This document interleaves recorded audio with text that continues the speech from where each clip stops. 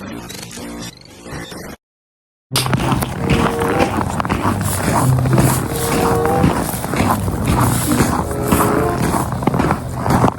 mga ka-peeps, kumusta kayong lahat? I am going to work now. Medyo maaga pasok ko today. Supposedly dapat 1 PM pa.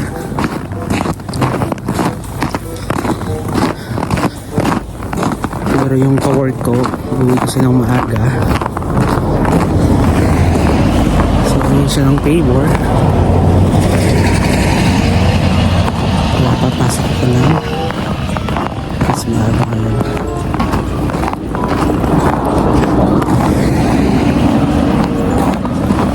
Eleven yung duty ko.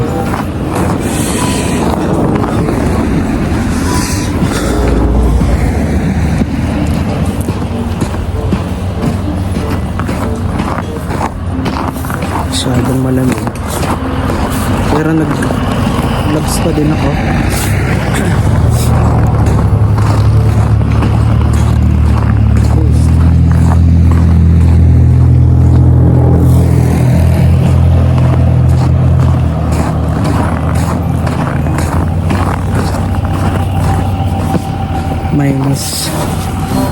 Minus 7 ngayon.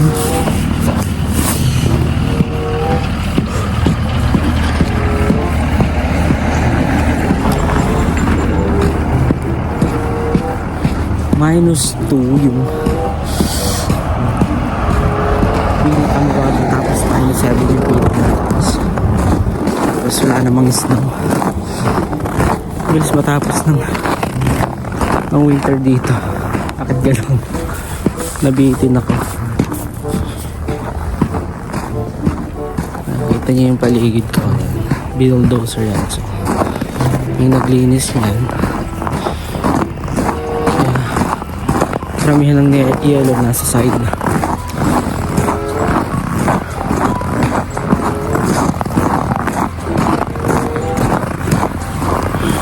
Winter boots pa rin ako kasi medyo madulas yung daan.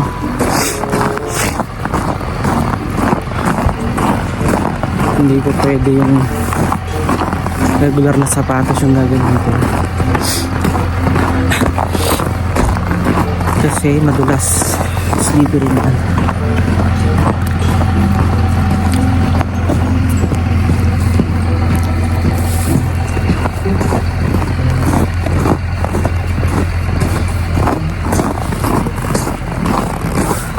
Tanda ng weather.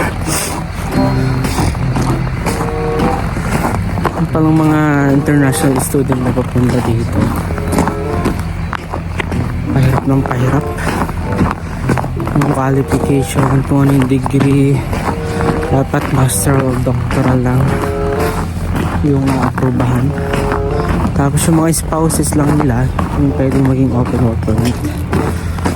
So kung postgraduate ka o college, medyo mahirapang i-approve yung application nyo. Palagi ko talagang magko-control sila ng mga tao dito. Yung mga pumapasok, pinokontrol talaga nila.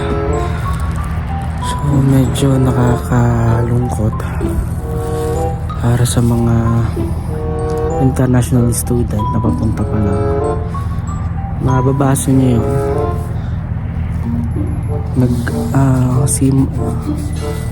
Si Sir Miller yung nagsabi, and it is confirmed, kaya medyo nakakaawa at medyo mas magastos kasi nga pinataas na nila yung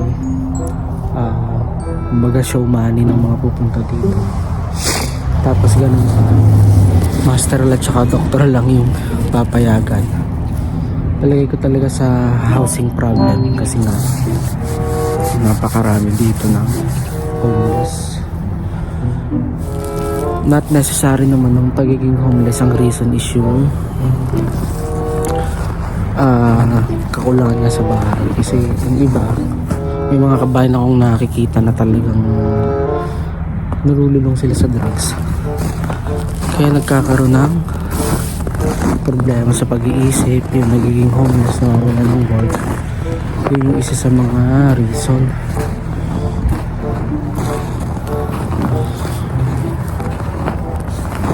Although yung iba talagang ewan ko, pero tingin ko yun talaga eh. Kasi kung may work ka naman dito, kaya mo namang makasurvive, hindi naman issue yun. Talagang sa mga kwan lang talaga may pinagdadaanan eh. Kasi nga legal dito yung paggamit ng marijuana. Yun yung problema. Tapos ang dami rin ng mga ibang lahi na nandito, especially yung mga Indians. Talagang na sila. Halos 60% ng mga immigrants sila yung nandito. Lahi nila ang dami talaga, kaya tingin ko yun yung isa sa mga reason talaga. Medyo mahirap, nakakaawa lang din, pero let's see.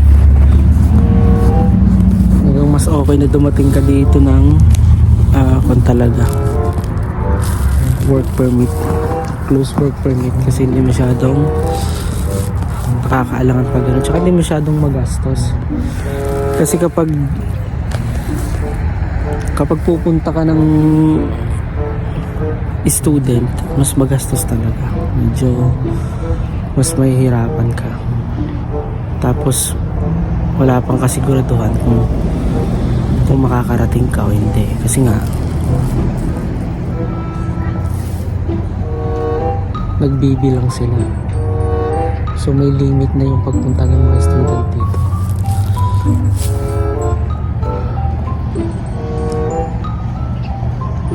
So yun lang, nandito na ako sa work. Pasok muna ako. See you na lang mga kapits. Ayan yung paligid ko. Hindi na masyadong masnow. Saktong-sakto lang. Saturday ngayon.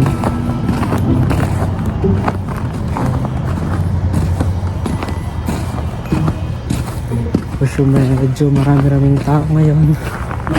I'm hoping. Usually kasi Saturday hindi masyadong tao sa akin.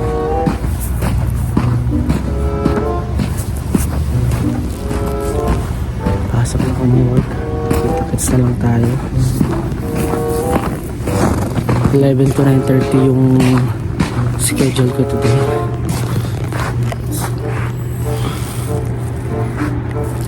Update ko na lang kayo mamaya ulit pag-uwi ko.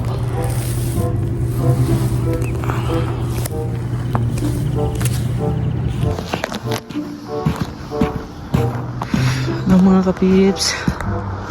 Hi there. Just finished my work today. Since 11 I was there in the store. Worth it naman, medyo maraming customer. So hindi man masyadong yung oras na mabagal kasi may customer. Ito, naglalakad ako.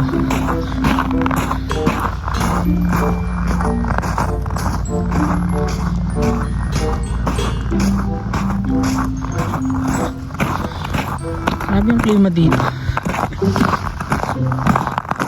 Dito climate change ba to or what? Kahit mga tao dito nagtataka eh. Ang bilis daw ng winter.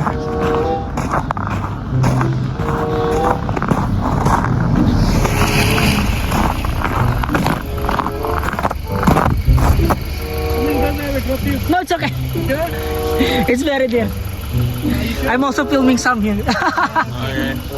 Thank you, bro. Yeah. Bye-bye. Bye. Work ko si Sharon yun.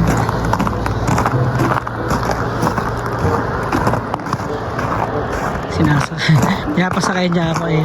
Lapit lang naman. Tsaka nagbablog ako. So, usap-usap muna tayo dito.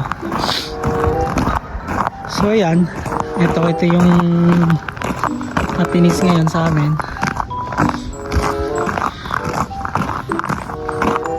Although okay naman sa akin kasi talagang favor sa akin kasi grabe po, minus 40. Talagang pati yung buto ko nangangatag sa lamig eh.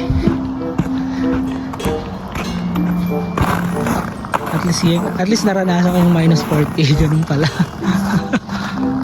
Oh my god.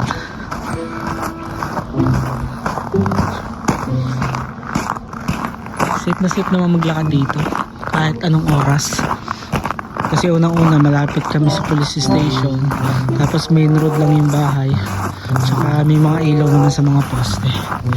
Kaya hindi naman nakakatakot. Tsaka kunti lang talagang population dito, hindi ganun kadami. Kaya halos lahat kami magkakakilala dito. So yan, this is the usual night here in Smoke Lake. Pero next week parang magma-minus 12 na naman eh. But this week, katulad ngayon, 0 to minus 7 na yung pinakamataas. Kaya okay. Pero nag-gloves pa din ako. Tsaka nag-winter jacket. Kasi hindi mo masasabi paglabas mo. Wala mo sasakyan. May sasakyan okay lang. Grabe tumigas yung parang nakiging bata. Parinig mo tumagal. Parang yung semento na nasa nakatong mo. Kasi tingin ko kasi niligyan na tumigil kasi kaya dito nakita mo tuloy ko snow.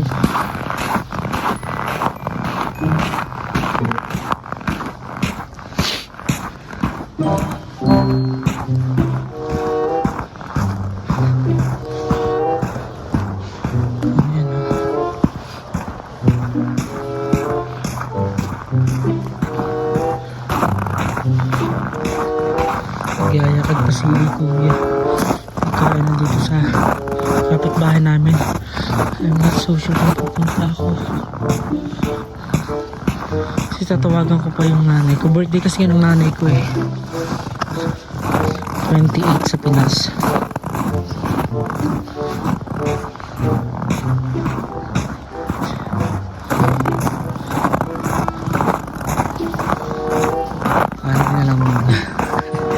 Pass mo na. Ayun, nandito na ako sa bahay. Ayan, yung tinitira ko. Ang ganda ng liwanag ng buwan, no? Dito tayo dumaan sa snow. Pahirapan natin ang sarili natin. Oh.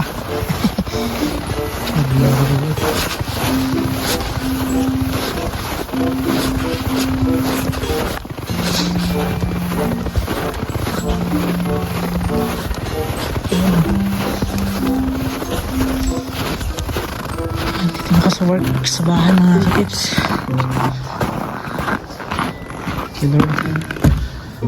Update ko na lang uli kayo kung may susunod na vlog. Lamig ko, umuusok yung pig ko. Yan yung usok na yun sa pagkasalita ko. Yan yung bike ko, natunaw na yung snow. So yan, ito po yung typical night sa amin dito sa Canada. Sa mga nagnanais pumunta, ito po. Hindi naman ganun kahirap mamuhay dito. Hindi rin naman ganun kalamig. As long as you have proper attire, then it's okay. Yan ang maganda nga dito kasi different situation naman kasi sa akin naman kasi malapit sa work. Malapit yung bahay. Tsaka small town lang. Advantages talaga yung small town sa mga ganitong situation. Yun yung maganda. Ayan. Pasok muna ako sa bahay. Parang umuusok yung cellphone ko. Ayan. Kita-kits na lang ulit tayo. Thank you nga pala for sa patuloy niyo pagsuporta sa channel ko. Magpa 5,000 na tayo, malapit na mga kabibs. Salamat ng maraming sa inyo. And patuloy ako maghahatid ng mga update ko dito sa Canada, sa pamumuhay ko dito. So hanggang doon na lang muna mga kabibs. See you around. God bless you all.